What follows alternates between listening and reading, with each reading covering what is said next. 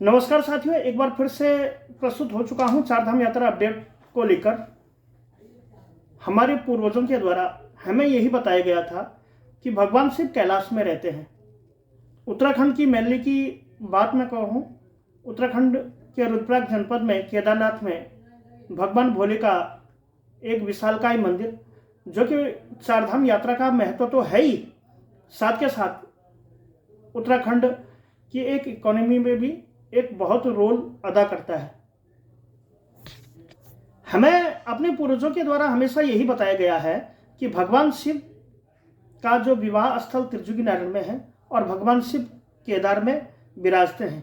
तो इस रिश्ते से हर एक उत्तराखंडी भगवान शिव के मायके वाले हुए, जहां मां गौरा उत्तराखंड के केदारनाथ में विचरित करती है। लेकिन पिछले दिनों कुछ सोशल मीडिया पर बड़ी ही भयानक तस्वीरें सामने आई, जिसमें यह बताया गया कि उत्तराखंड के रुद्रप्रयाग जनपद के 15,000 फीट की ऊंचाई पे 15,000 लोगों के ठहरने की व्यवस्था के साथ 29,000 लोग वहां भेजे गए। क्या सिर्फ प्रशासन का काम इतना है कि सिर्फ आंकड़ों को आगे प्रस्तुत करना या उनके लिए कोई व्यवस्था करना? उस पारिस्थितिकी तंत्र में, उस जूलॉजी में हिमालय पे क्या क्या कुप्रभाव पड़े होंगे, ये तो आप भली भांति जानते ही हैं। उत्तराखंड के उन पर्वतीय इलाकों में जहां बड़े बड़े बोल्डर्स हैं, प्राकृतिक जलवायु वहां पे चल रही है, हेलीकॉप्टर्स वहां पे उड़ रहे हैं, बहुत सारे जीव जंतुओं को वहां पे नुकसान पहुंचा होगा, तो कहां सो रहा है प्रशासन? उनको संख्या निर्धारित करनी चाहिए। क्या पिछले साल के उन्होंने डाटा को उठा के नहीं देखा कि जो इस साल यात्रा चल रही है हम इसको नियंत्रित करें? लेकिन सरकार के जो ये आंकड़े हैं, ये सिर्फ बताने के लिए हैं, बस ये सिर्फ दिखाने के लिए है कि हाँ, पिछले 3 दिन बीत गए, 10, 11, 12 और 13, 76,000 लोग केदारनाथ में पहुंच गए हैं। उत्तराखंड में जब भी तीर्थ यात्रा होती है तो केदारनाथ को लेकर पूरे देश का ही नहीं, पूरे विदेशों का भी क्रेज रहता है।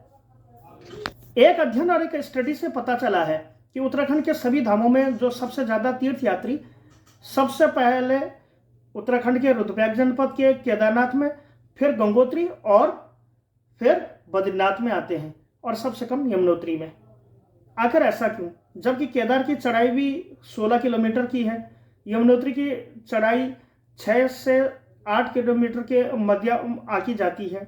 भगवान शिव के इस पावन द्वार में कोई लोग शराब पी रहे हैं, कोई, हालांकि मैंने देखा नहीं, बहुत सारी वीडियोस वायरल हो रही हैं, मैं इसकी कोई पुष्टि नहीं करता, आप इसमें ब्लेम मत कीजिएगा। बहुत सारी ऐसी वीडियो वायरल हो रही है, कई सफाई कर्मचारी वहाँ पे लगे हुए हैं, लोग फिर गंदे करने पे तुले हुए हैं, वहाँ शराब, मांस, मछली का उपभोग कर रहे हैं। तो क्या सिर्फ वहाँ लोग मौज मस्ती के लिए जा रहे हैं? एक बहुत महत्वपूर्ण सवाल और जवाब मैं आप सभी लोगों के बीच प्रस्तुत कर रहा हूँ। जितने भी वहाँ पे टूरिस्ट लोग जा रहे हैं, उसमें 1% भक्त हैं और बाकी 99% blogger. First day first gaming का यह चलन, सबसे पहली तस्वीरें, कहाँ सोएं, कहाँ रहें, होटल कहाँ सस्ता मिलेगा, केदारनाथ जाने के लिए कौन सा मार्ग सुटेबल रहेगा, कहाँ ठहरें, कहाँ खाएं, एडवेंचर क्या रहेगा, फन क्या रहेगा, हेलीकॉप्टर की बुकिंग कैसे रहेगी, ऐसे ढेर सारे कंटेंटों से यूट्यूब भरा पड़ा है। क्या ये सब दिखाने के लिए ब्लॉगर लोग वहां पे जा रहे हैं? आखिर जाए भी क्यों ना? उन्होंने अपने सब्सक्राइबरों से कमिटमेंट जो कर रखी है, साथ के साथ उन्होंने जो है कमिटमेंट के जरिए फर्स्ट डे फर्स्ट गेमिंग वाला जो ये चलन है, ये आजकल ट्रेंड में है। और ट्रेंड भी क्यों नहीं हो, ये एक ग्लोबली बीमारी है, जो कि कुछ बौलियाए हुए यूट्यूबरों की कहानी है, उनकी ज़बानी है, उनकी स्टोरीज है।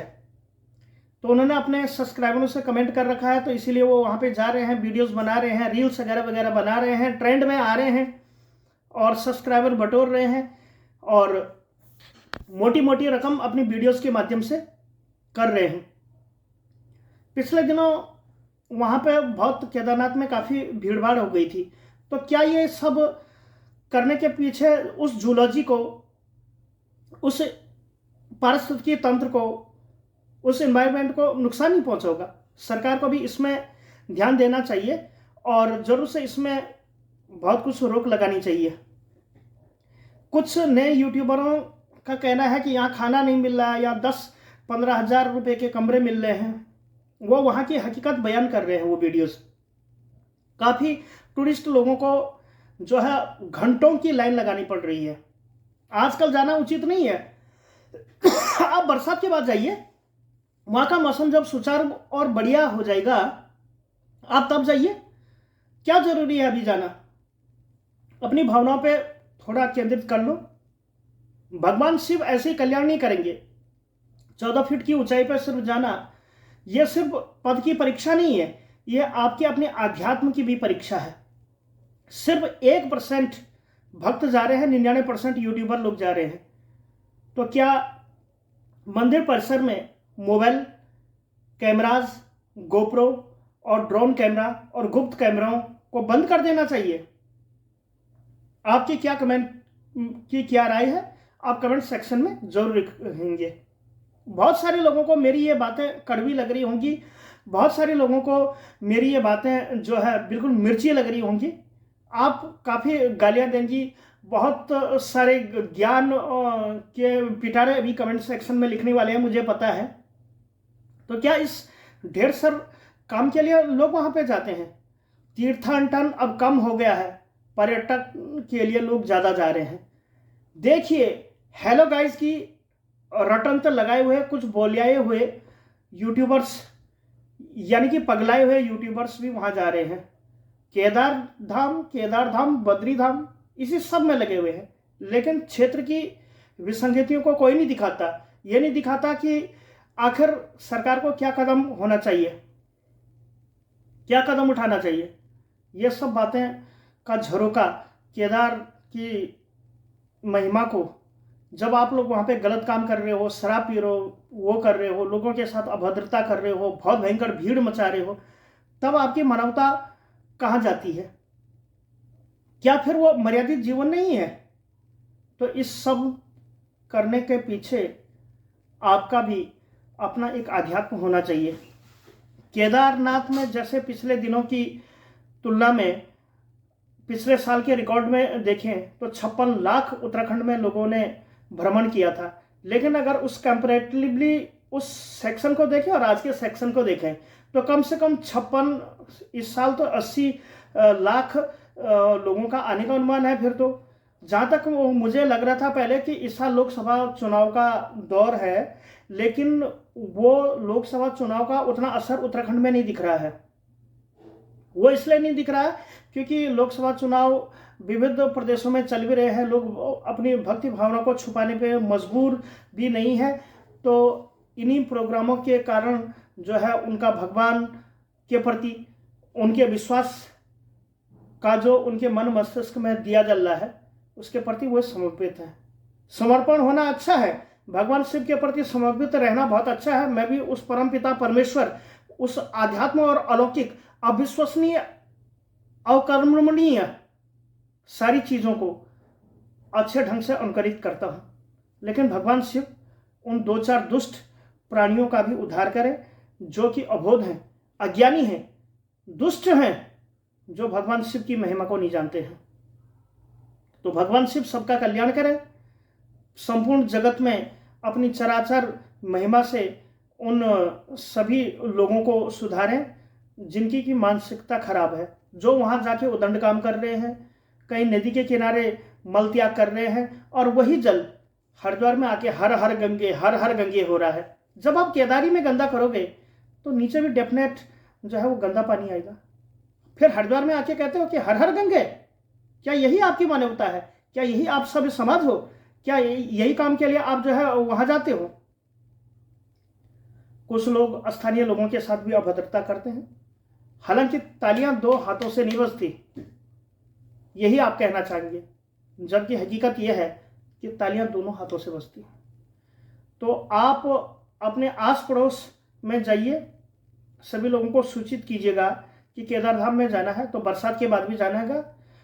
एकदम से भीड़ भाड़ मत मचाइए और उत्तराखंड सरकार को भी इसमें बिल्कुल साहसिक कदम उठाना चाहिए कि बिल्कुल एक धाम में एक दिन में इतने लोगों का आना जाना लगा रहे। बिल्कुल एक फिक्स लाइन के तौर पे श्री केदार धाम हो गया, बद्रीनाथ हो गया, यमुनोत्री हो गया, गंगोत्री हो गया, और अन्य पर्यटन क्षेत्रों पे भी अपना फोकस करें। जैसे कार्तिक स्वामी हो गए, त्रिजुगी नारायण हो गए, आपका मधमेश्वर हो गया, चोपता वैली, हालांकि वहाँ भी लोग जाते हैं, वो टूरिस्ट के प्लेस में पड़ते हैं, तो वहाँ भी काफ़ी भीड़ भाड़ मची हुई रहती है, ये बात नहीं है। भगवान शिव चराचर हैं, ब्रह्मांड के ज्ञाता हैं, बुद्धि, नीति, चरित्र, त्याग के धनी हैं। लेकिन आपको हमेशा एक बात याद रखनी चाहिए, भगवान श्री केदार जब इस संपूर्ण विश्व का गुजर बसर कर सकते हैं, तो उनकी जो है भस्म को भी अपने माथे पे टीका के तौर पे लगा सकते हैं। हो सकता है कि कुछ लोगों को मेरी ये बातें कड़वी लग रही हों, लेकिन भगवान शिव के उस पावन चरण में सिर्फ और सिर्फ ज़्यादातर यूट्यूबर ही लोग जा रहे हैं। सिर्फ 1% भक्ति है। लोग तीर्थाटन को कम और पर्यटन को अब इस कलयुग 2024 के मई महीने में ज़्यादा अहमियत दे रहे हैं। भगवान ऐसे लोगों के भी मन मस्तिष्क को ठीक करें। कुछ लोग आध्यात्म की शांति में जाते हैं, कुछ लोग जो है अपने नैतिक बुद्धि और मन अनुकरण को शुद्ध करने के लिए जाते हैं। लेकिन जब ऐसा माहौल होगा, हेलो गाइस के रिटर्न लगाए हुए हैं, तो ऐसे में कैसे होगा? ऐसे में नहीं हो सकता। और भी बहुत सारी ऐसी चीज़ें हैं जो कि श्री केदार धाम में अव्यवस्थाएं फैला रही हैं। वहाँ पे होटल नहीं खुले, वहाँ पे अब तो खुल गए होंगे खैर, वहाँ पे हेलीकॉप्टर का शोर है, वहाँ पे जो है जीव जंतुओं का जो है बहुत विखंडन हो रहा है। तो यही धर्म और यही आध्यात्म और यही साधना है। तो श्री केदार में जिस प्रकार से भीड़ बढ़ रही है, आने वाले दिनों में वहाँ पे प्रकृति भी अपना बहुत रौद्र रूप लेगी। वहाँ पे जो है तमाम 2013 की जो आपदा है वो काफ़ी पुरानी बात नहीं है। सरकार को भी इसमें फैसला लेना चाहिए कि हम कितने लोग भेजें। प्रकृति अपना रौद्र रूप लेती है। अगर क्रम वाइज तौर पे सारे लोगों को वहाँ पे भेजा जाए तो यात्रा भी सुचारू हो जाएगी, सभी लोगों को रोजगार मिलेगा। आजकल क्या है कि कई लोगों को आपने सोशल मीडिया के माध्यम से सुना होगा कि कुछ लोग यहाँ अपनी ही गाड़ी में रह गए, बिस्कुट, नमकीन और पानी की बोतलों को लेके ही वहाँ पे खड़े हुए हैं, या उन्हें होटल नहीं मिल रहा। तो कहाँ से मिलेगा? जब क्षमता मेरे बाल्टी की 20 लीटर भरने की है तो मैं उसमें 40 कैसे रखूँगा? ये भी यात्रियों को सोचना चाहिए। सारे लोग भीड़ भाड़ ना मचाएं, एक ही बार मच जाएं, बार बार भगवान शिव के बुलावे पे अलग अलग महीनों में जाएं, ताकि सभी लोगों को रोजगार मिले। तो इसी भावना के साथ मैं ले लेता हूँ विदा। Thank you so much, take care and bye bye. नमस्ते, जय श्री राम, धन्यवाद।